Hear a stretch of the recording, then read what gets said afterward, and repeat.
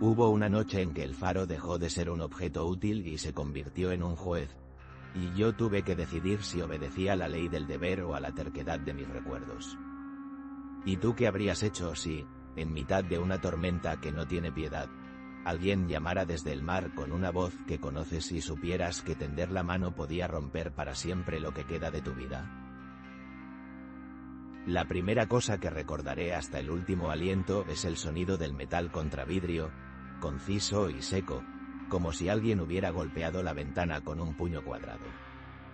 Estaba sentado en la butaca frente a la chimenea, el bourbon olvidado en la mesa, los ojos gobernando la llama más por hábito que por calor.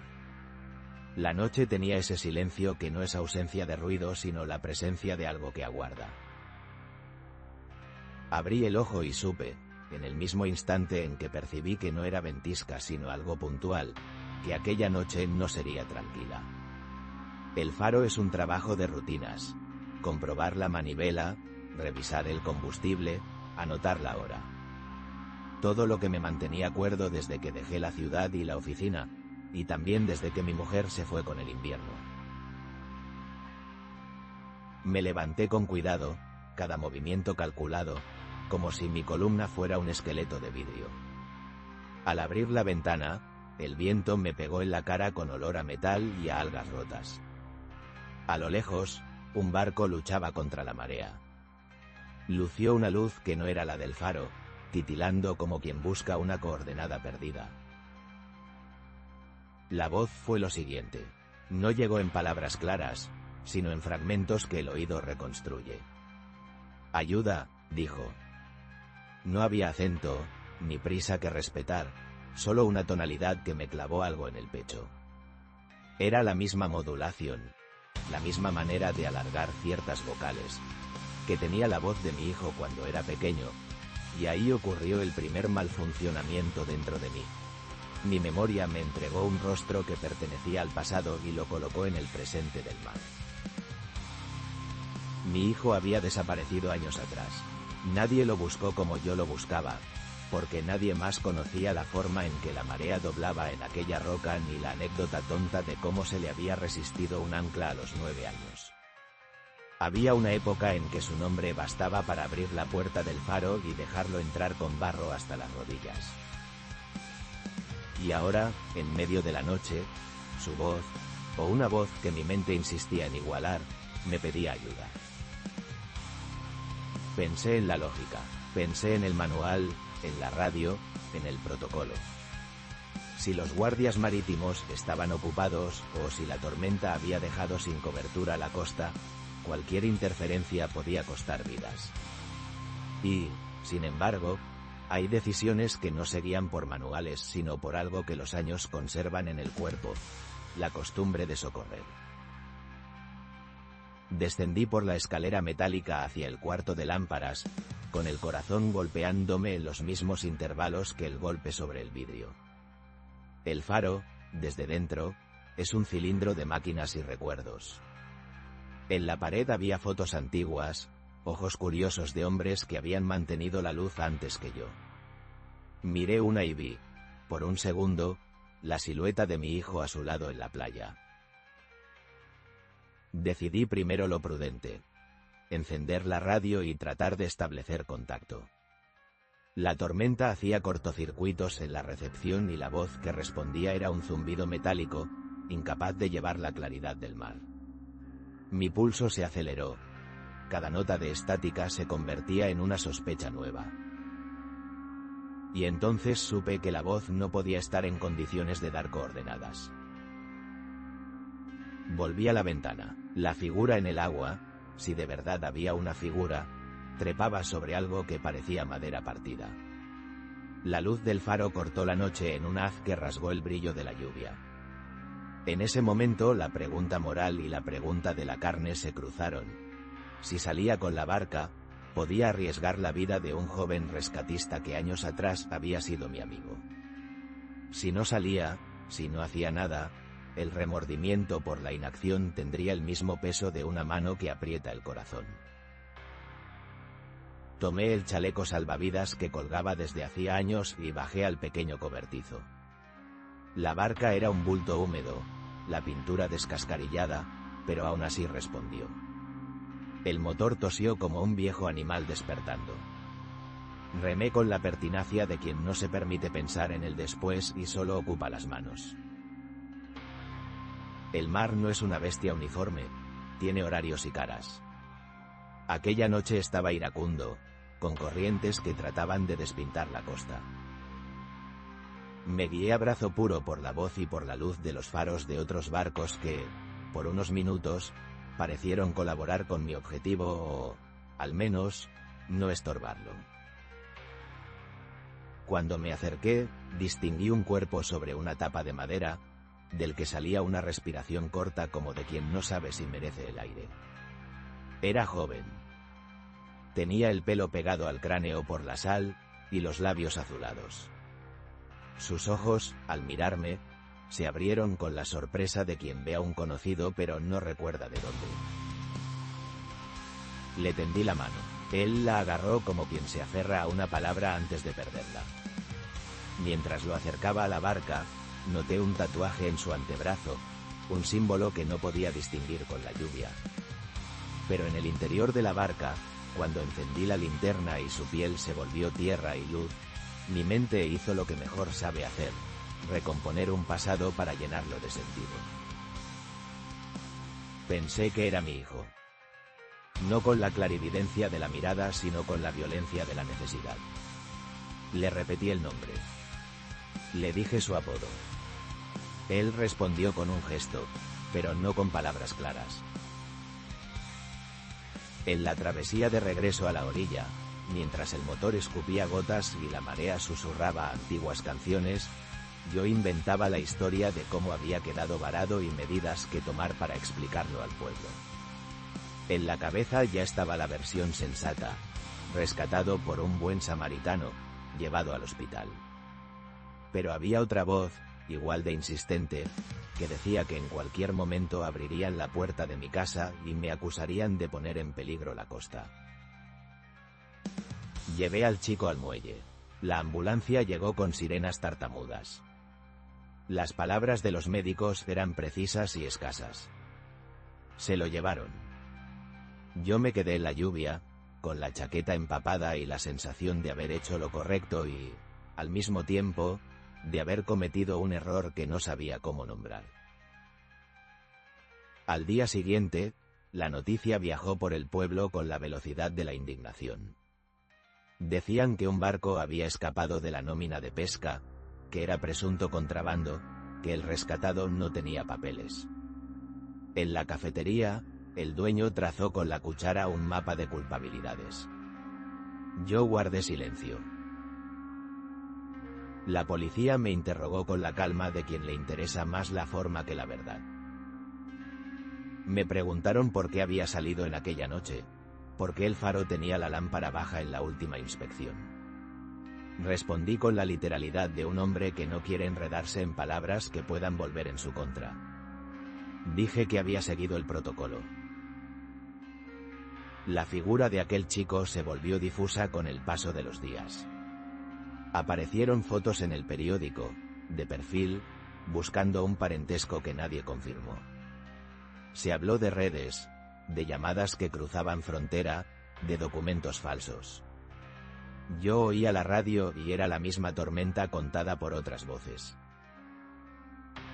Y sin embargo, por la noche, cuando el faro giraba y mi sombra se alargaba, la voz volvía.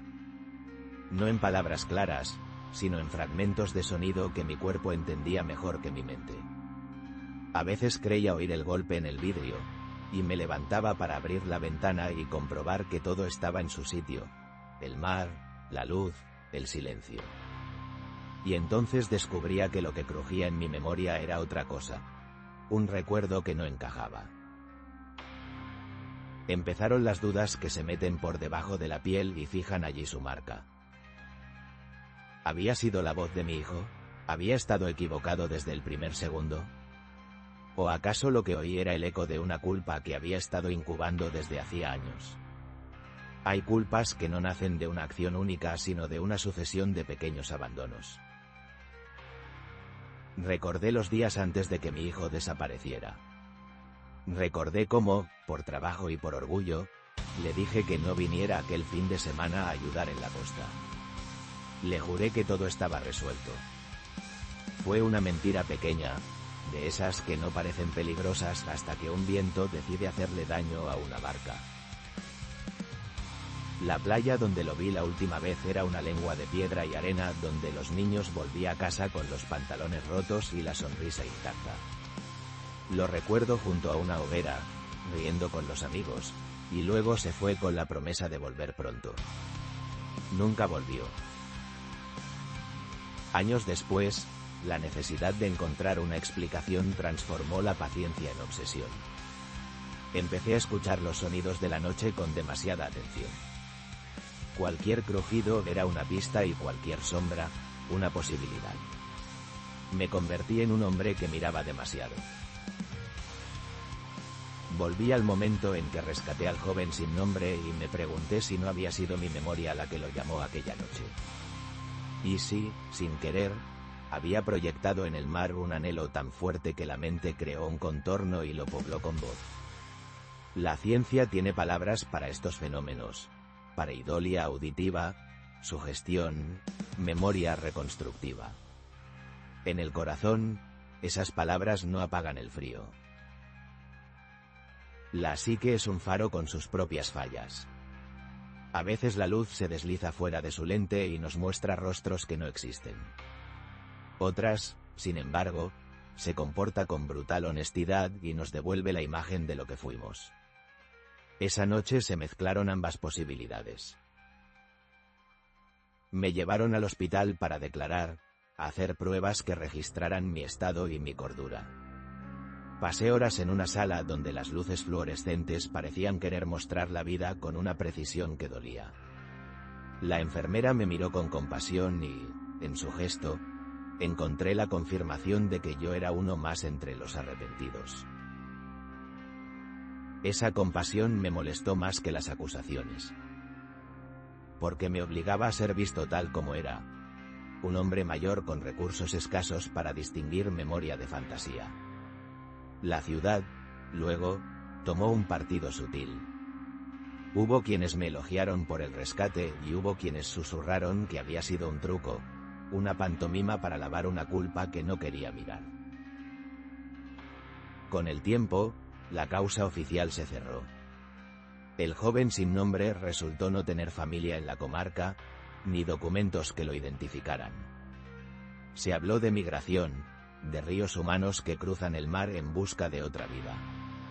La investigación no me acusó, no hubo pruebas. Pero las noches no se ajustan a los veredictos. Volví a escuchar la voz a veces, no con la insistencia de antes, pero como si una frecuencia baja atravesara la casa y me llamara por mi nombre. Me acostumbré a comprobar la ventana, como si la repetición del gesto pudiera desgastar la sensación, como si la palpación del marco fuera un ejercicio de fe que me mantuviera firme. Los vecinos empezaron a verme menos. Las visitas se hicieron raras, y las conversaciones en la plaza dejaron de buscar mi mirada. Cuando camino por el pueblo, a veces siento que soy una palabra que no termina de conjugarse. La vida corriente continuó, con sus compras y sus bodas y sus peleas menores. El mar, en el fondo, no juzga. Sigue con sus mareas, con su paciencia antigua. Pero para mí esos movimientos eran relojes que marcaban el tiempo de una culpa que no sé si merezco. Empecé a soñar con la barca. En mis sueños estaba otra vez en la cubierta, con lluvia, pero esta vez había 3 hombres y una linterna que proyectaba manchas como cartas sin contenido. Hablaban de cosas que no entendía y me señalaban con dedazos de acusación. Me despertaba con la respiración cargada de agua, con el sabor de la sal en la boca. Con los años, la tormenta de aquella noche se volvió una metáfora que salía en conversaciones inesperadas. Me la recordaban cuando me veía callado en la mesa, cuando mis manos temblaban con la magnitud de una frase sin terminar. Decidí entonces que debía escribirlo. No un informe legal, sino un cuaderno donde volcar los recuerdos para ver si, al ponerlos en línea, encajaban. Escribí durante meses. A veces la tinta trazaba la verdad y otras veces la tinta era la mano de un hombre cansado que reconstruía escenas según su necesidad. Al releer, la evidencia media entre la ironía y la tristeza. No encontraba pruebas de manipulación, ni de intención. Solo hallé gestos humanos. La prisa de un rescate y la necesidad de creer que el mundo puede ser reparado con un acto. Con el tiempo, fui perdiendo la urgencia de convencer a los demás. Empecé a buscar la tranquilidad de entenderme a mí mismo. Tomaba notas en las mismas horas en que antes me despertaba y comprobaba la ventana.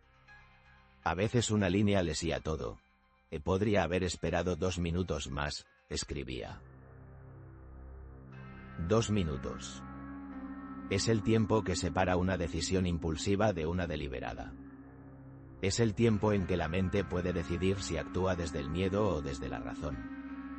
En mi caso, la diferencia entre la acción y la inacción se volvió la diferencia entre salvar a un hombre y arriesgar algo más grande, mi propia identidad.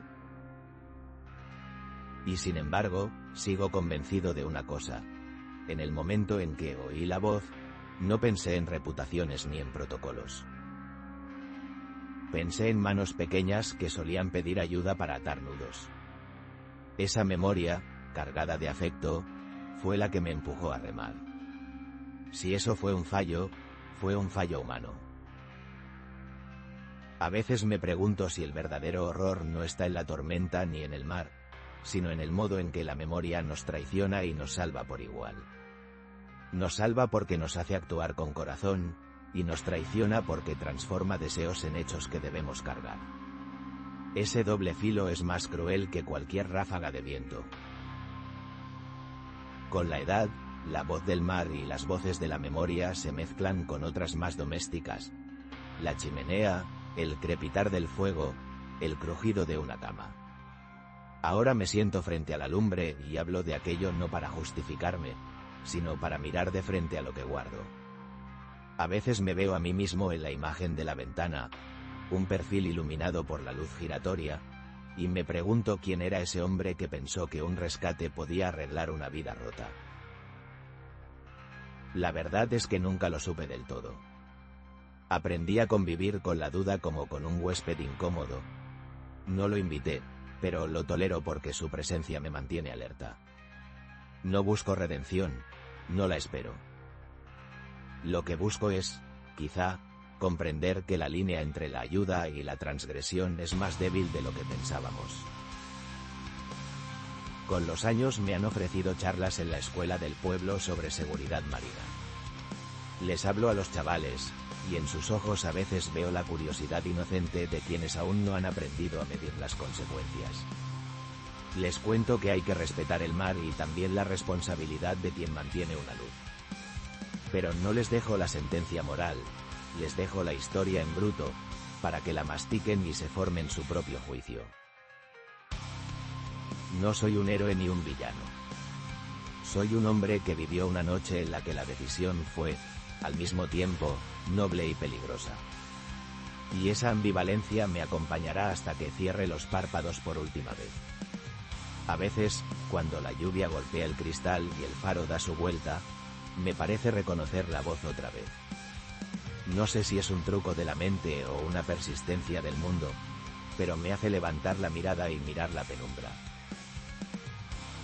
Hace poco, un joven vino a verme. No sabía su nombre ni de dónde llegaba. Se sentó en silencio en la mesa y me dijo: anoche soñé con una barca.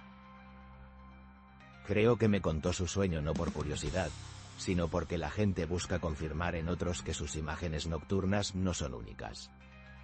Le dije, con la voz que me queda, que a veces los sueños son cartas que nos envía el pasado para que las leamos con cuidado. Antes de irse me pidió que le dijera algo que quedara en su memoria. Le dije que la vida no es una suma de aciertos sino una costura de intentos que se fruncen y se aprenden con el tiempo. Tal vez fue una respuesta pobre, pero fue sincera. Creo que todos buscamos, en los otros, un permiso para perdonarnos. Ahora, sentado frente a esta chimenea, con la noche que se estira como un paño oscuro, vuelvo a la primera pregunta que me hice aquella noche de lluvia. ¿Qué habría hecho yo si no hubiera escuchado esa voz? ¿Habría vivido con la misma culpa de no haber intentado? No lo sé. Lo que sé con certeza es que las noches me han enseñado la fragilidad de nuestras certezas. Nos creemos duros, prácticos, capaces de calcular el riesgo. Y sin embargo, cuando la vida nos pide una mano, la respuesta viene desde lugares que no controlamos. Esa es la lección que me costó aprender y probablemente la que me seguirá acompañando. Prefiero creer que hice lo correcto cuando la voz era humana. Prefiero creer que un acto de ayuda, aunque imperfecto, tiene un valor que la ley no siempre mide. Pero no puedo evitar la duda que rasga por dentro, la sospecha de haber confundido un anhelo con una llamada real. Esa sospecha es mi compañía. A veces, en el silencio más absoluto, me sorprendo sonriendo con tristeza. Hay días en que la memoria me permite revivir el rostro de mi hijo jugando en la playa, y otros en que mi mente es una sala donde los ecos se reparten sin sentido. Lo único que me queda es la responsabilidad de no dejar que la duda me coma entero. Contar la historia, mirarla de frente, y dejar que cada quien haga su juicio.